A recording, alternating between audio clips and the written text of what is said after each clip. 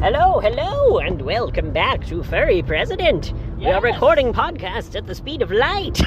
We are. Now, hello. Today's podcast episode is about the Electoral College, and here's why I think leaving it alone is a good idea. Furry fight! I think that it should be changed. Let's talk about it. Well, here's the thing. Whatever side is losing is the one to bitch and moan about the Electoral College is evil and terrible.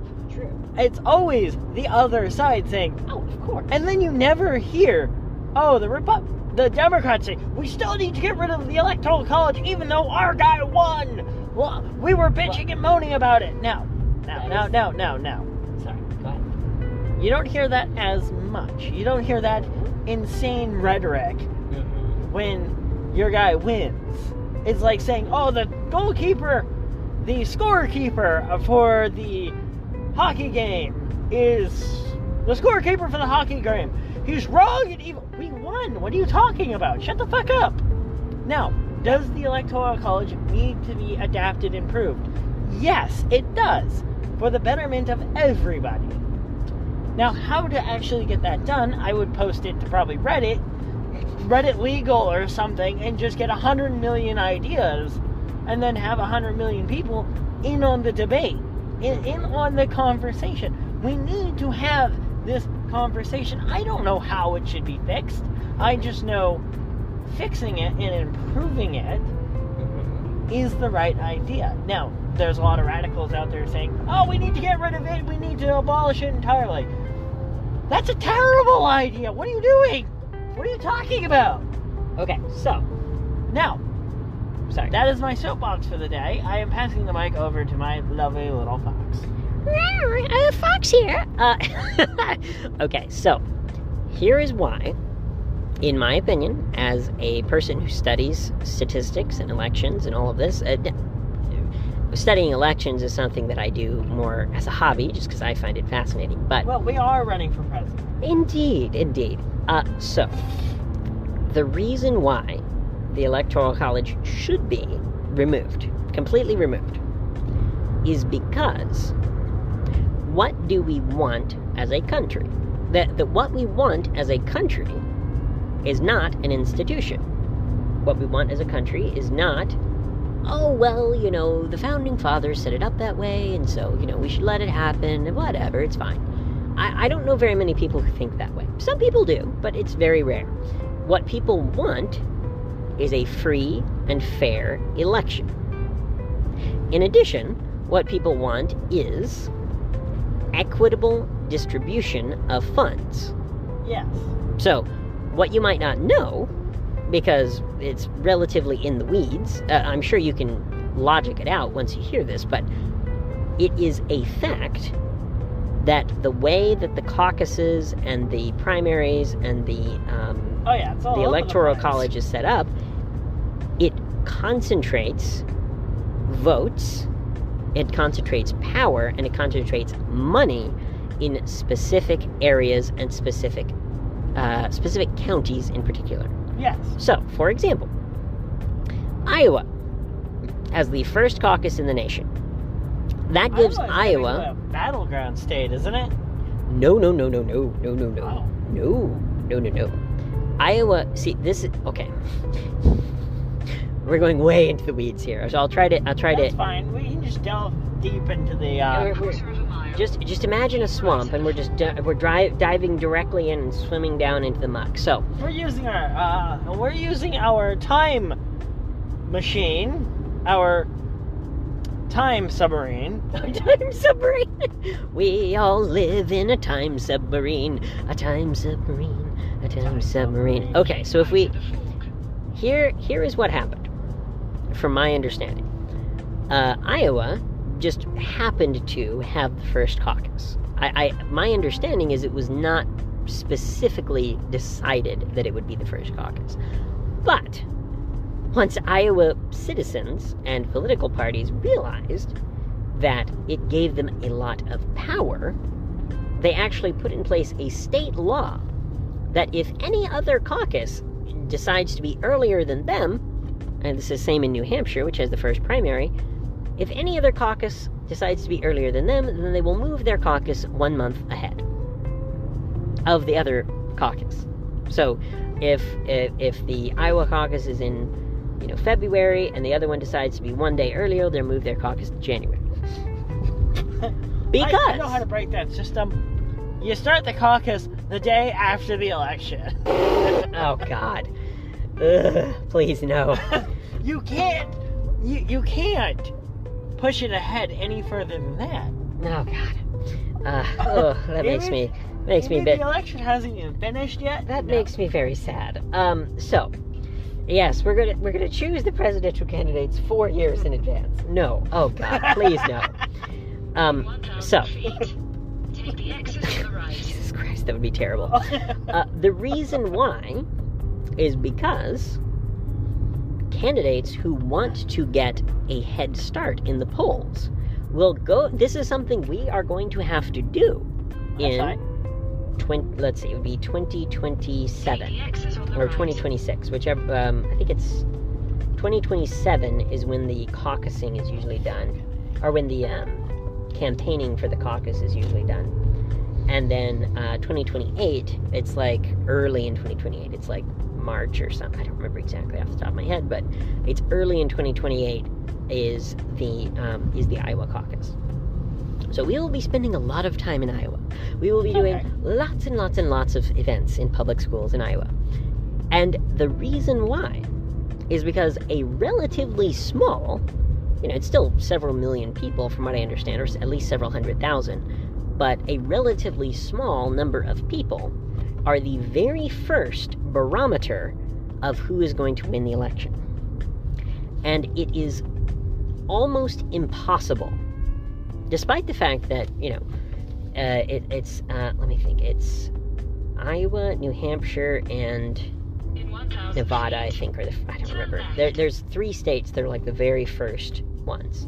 It is almost impossible to come back and win the general election if you don't win those 3 states. Yeah. Almost impossible. It has been done, but it's been like over 200 years or something. It's ridiculous. So, turn left. Reagan is always the exception, but I don't remember. But anyway, the point is, Iowa is the first. Make a U-turn. Now, Then, Iowa right. is an exceptionally white, exceptionally rural, exceptionally old state. And so candidates such as, say, John McCain or Joe Biden, who appeal to an older, whiter demographic, are much more likely to win the Iowa caucus. And so it skews what candidates can win the election. Yes. And so many people have been saying for many years that, well, we should just do it all on the same day, or we should do it staggered, or we should do, all of the states in, all of the Midwest states vote for their caucus on one day, and then all of the Western states, there's all kinds of different options of how to do it. But it's clear that, especially since the United States is no longer nearly as white, rural, and old as it used to be, the largest generation in history is the millennial generation, bigger than the baby boomers. Yes. So the fact that we are starting the election in a state that has very low millennial population in comparison to other states is doing the largest generation ever a disservice. And in the same way, the Electoral College is biased towards white, rural, older states. So, states that have a lot of farmland. I wonder why farmers get so many subsidies. Quarter of a mile. States that are primarily Republican. A voter in Wyoming has One second. A voter in Wyoming has something like 300 times more power with their vote in the Electoral College than a voter from California. So, how did Obama get elected? Because he was one of the youngest in fucking history. Excellent question. So, Obama had Turn right. he had a couple of things working for him and a couple of things working against him. There have been many studies done based on the 2008 and 2012 elections, and it is a near certainty that just, unfortunately, the country is racist. That is just a fact. The United States as a whole is a country where some people are racist. Unfortunately, I wish that were not true, but it's just a fact. And it is likely, they've done all types of different statistical analyses and all this. If Obama had been white and done exactly the same things that he did, the exact same platform, same speeches, all of that, he would have likely gotten 2% more of the total vote. So he was already overcoming a difficult challenge. But when I talk about inspiring candidates, he was a voice for change. He was a voice for, okay, let's find a way to move America forward past the Clintons and the Bushes and these dynasties of people. Yes. Let's move past these, because we had Clintons and Bushes for what? It had been, Like let's 20 see. years. Yeah, it had been, 8 plus 8 plus 4. Yeah, 20 years. We had dynasties of people. And so, the public was ready for a change. And in addition, it is a simple fact that many more of the people of color in America came out to vote for Obama. So he had an unusual boost from that coalition. Unusual in comparison to the Clintons and Bushes and etc. So, like I said, he had things working against him, he had things working for him.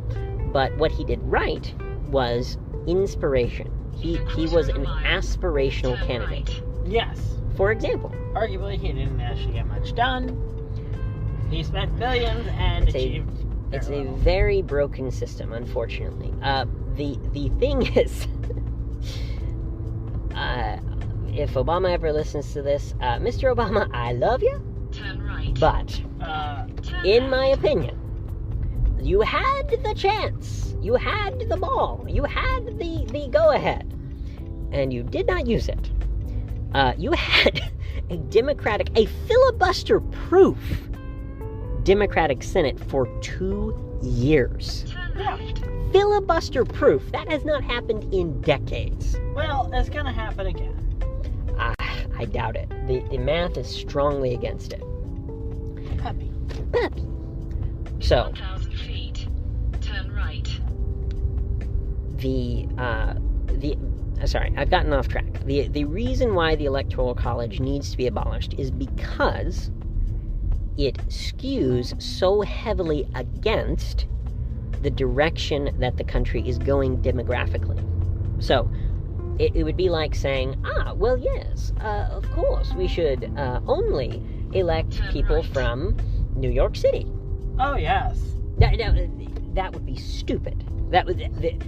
You could elect someone from New York City, but it would be stupid to say we should only elect people from New York In a City. quarter of a mile.